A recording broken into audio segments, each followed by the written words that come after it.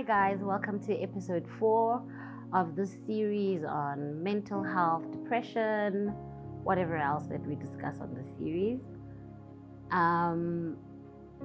Today I want to speak about my experience as a high school student, tertiary student, and just a snippet of falling pregnant. So last time we were speaking about my sister, it got pretty emotional. It wasn't the plan, but hey, I'm human, right? Sadness shows that I really did love her. So, hey, they were in high school. This girl, I was wild, guys, like rebellious, wild little girl. Sorry, mom. I have to apologize to my mom and dad. My mom beat me, guys. I think that's why I never became a drug addict. I probably would have tried all types of drugs, but when I remembered that woman, I was like, I don't want to go to the grave early. And I think now as an adult, I really appreciate that. But anyway, there's a few events that happened to me in high school that were quite breaking. I don't think I wasn't a doll girl, wasn't part of the popular crew, but I think feeling ugly is the core of my growing up, I need to actually put it out there. Like, obviously, because at home they tease me, they tell me I look like this other artist. I can't mention people's names, but she's not that beautiful, so I always knew myself to be compared to that person, so I think Women Girl was a wall that I built to protect myself, because I'm told that I have a resting dude face, but I think I'm not. That's what I think. My face, I think, protects me from myself, actually, because once I let you in, I let you in deep, and then when the relationship doesn't work to my it's very difficult for me to say it's over. But anyway, in high school, I was friends with popular, beautiful girls. Before my best friend came to our high school. So we knew each other because we grew up in the hood together, the streets of the Vague. But she went to a different school in her first year of high school, and then she joined us the next year. So in that year, I was friends with this group of girls, and we were fine, we were like a huge known group, And I remember out of nowhere, I don't even know how it happened. I can't even remember. But they all stopped speaking to me. Like all 75 of us in that group. Number 76 was just like outcast. I remember sitting by myself at break that whole day. I don't know if it happened the whole week or a day, but it was such a horrible experience, I had gotten into a little bit of fights. Guys, can I tell you? I got into a few physical fights because I also thought I was a bulldog. Then I met this girl who was like, she spoke Zulu. She was like, Ufuni clap or incindi. Before I could even snob my way out of that thing, she slapped the Jesus out of me. Oh my God. I think I fell. I even had dust. I couldn't believe myself that I just got beaten by this girl, where I was like this girl that was beating up most of the time, So I think I did a little bit of everything, I don't think I want to say this. My parents might watch it. I tried cigarettes. I hope they don't watch it. Obviously, we drank alcohol, I bunked school. So I was defined a naughty girl, and then I went in matric. I gave my life to God. Those that knew me post matric are probably like, way, how? But I did. I gave my life to God in matric, and then met this other girl from church, became friends with her. And I remember after our matric dance, we went to church and I went home with her because I don't know what they were having. They were celebrating something of theirs there at home. And she'd said to me, my dad will take you home. Guys, 5, 6, 7, 8, it's dark now. No taxis. She lives in Centurion, I live in Midrand, you know. So there were no taxis. At like 5 or 6, Nedi fell at the taxi. And so I was like, sisters, your dad is sitting so comfortably on the couch. He's not taking me home, you know? She's like, yeah, my dad will take you. He went 10. When is your dad taking me home? That time I don't have a cell phone because my mom never let me have cell phones. So all my friends had cell phones, I didn't. So I can't even call her to say, hey mom, I'm stuck at this person's place. My mom doesn't even really know her, you know, because it's a person I met in church. So my mom went to a different church than me, you know. So anyway, then I asked the mom, when are you guys taking me home? This man is like, I'm not taking you anyway. No one even spoke to me about taking you anyway. Hey man. Then I'm like, Violet, Kanti, what happened, girl? She's like to me, that's not even my real dad. My stepdad will come. Hey! Watch, I got to 3 a.m. Smell you stepdad. Parents wake up, go to work. It's a school day. I'm not at school. It's Monday. I need to be at school. I'm in matric. Mugeli, where's your dad? Dad is not coming. Okay, let's take taxis. I'd never taken a taxi on my own anywhere. I always go with my brother or whatever.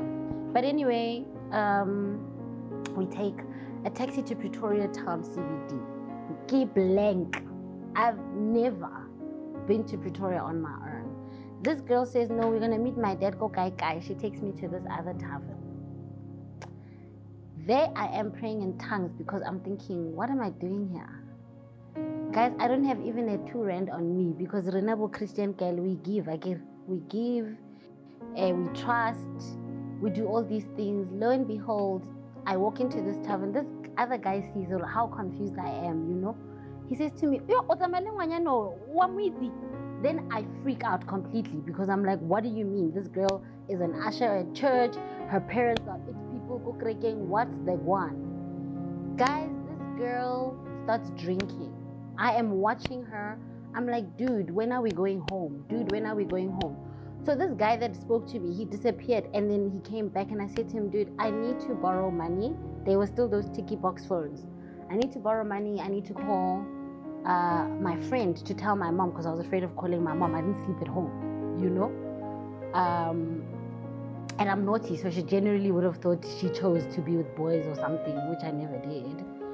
But anyway, call my friend, tell her, Katuranda, never forget. Dude, I'm in this place, better get I need to get home. This girl is drinking, whatnot. He cut the phone. So now she doesn't know how to get hold of me. She's panicked. She tells my parents, she tells my mom, this is what's happening with Deboho Ing.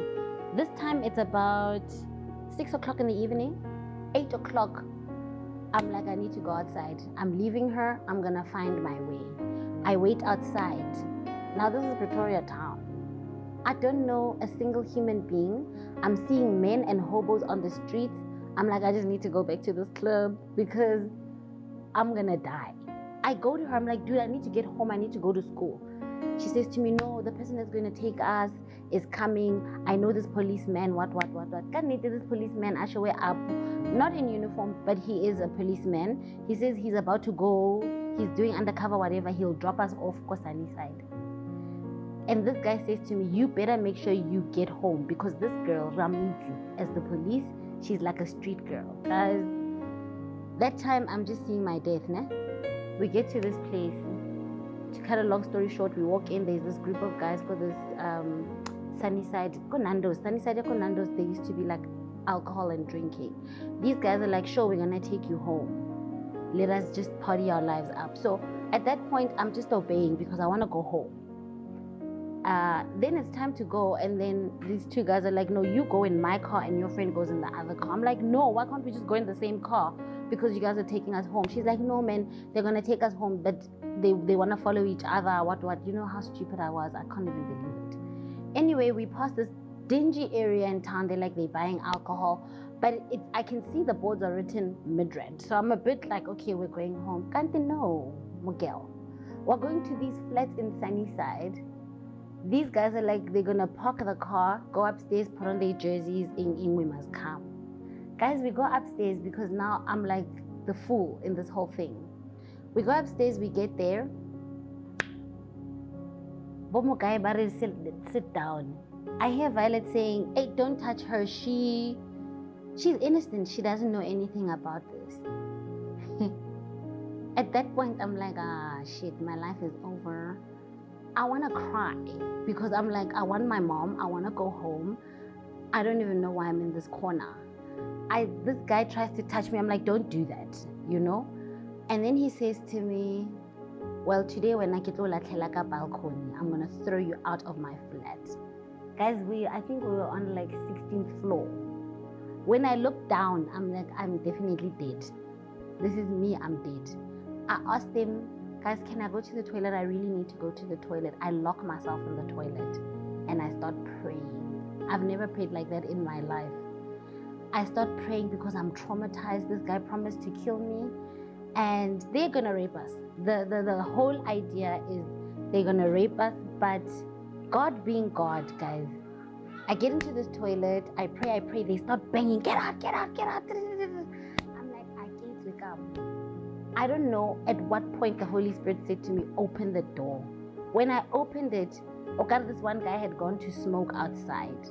I just saw the butler door open. I ran for my life. And I started screaming. I called security guards. I did all these things. The security's like, we can't open for you. We can't do whatever. I'm like, call the police. When they call the police come. They took me to the police station. And I'm like, now you need to call my mom. They call my mom. My mom is like, I've been looking for my child since I was told she's in Pretoria and I know how dangerous Pretoria is. Remember, my sister was murdered. Now I'm in a situation where I'm like, I'm going to be murdered from a person that I met in church. I need to get home. I'm in trouble, you know? I literally slept on the bench of the police station. And eventually I got home. Guys, I was naive. I was an angry child. I was wild. I was all these things that put me in that position. The way I was so traumatized, my mom never saw it. That thing traumatized me deeply. I couldn't even concentrate in school. I was so traumatized because I was in the situation, you know. To cut a long story short, I learned from that point that do not trust fellow Christian people and assuming because you guys are saying hallelujah to God, you guys have the same intentions. I also saw the power of God in saving my life because that security guard said to me, you are so lucky that you're still alive because many girls live in corpses in this particular flat. And obviously not getting counseling, my mom not believing me, made me wild out even more as I grew older because I felt it doesn't matter what happens, I'm the one that's at fault, you know. And then from there on I started going to church, but it wasn't something that was very serious for me. It was a place where I just felt I'm being accepted, you know, and God being God, there's no other place that I can go to. So yeah, I was traumatized and no one saw this thing, you know, never got help, stayed in the pain, stayed in the trauma all by myself. And everybody who heard about it, from aunts, uncles, dad, they were just like, yeah, and no one could believe the innocence that was in this whole thing.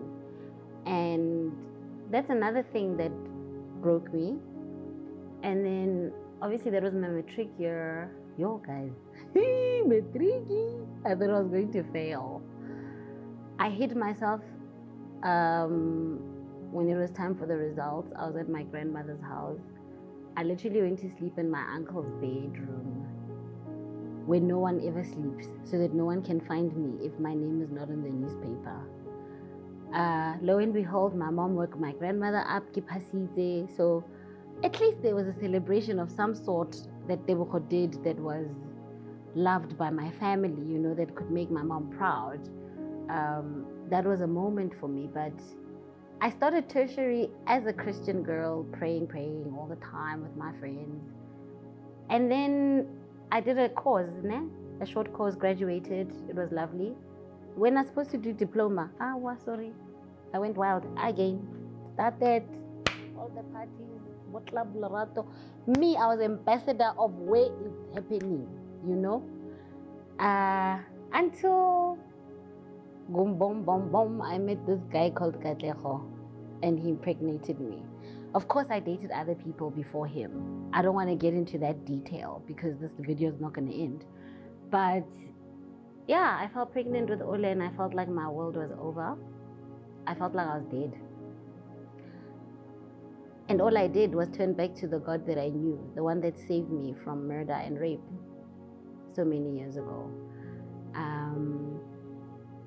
Yeah, guys, so you see where the pain, the depression, the insecurities and everything build up to, you know, but I always find my way back to God.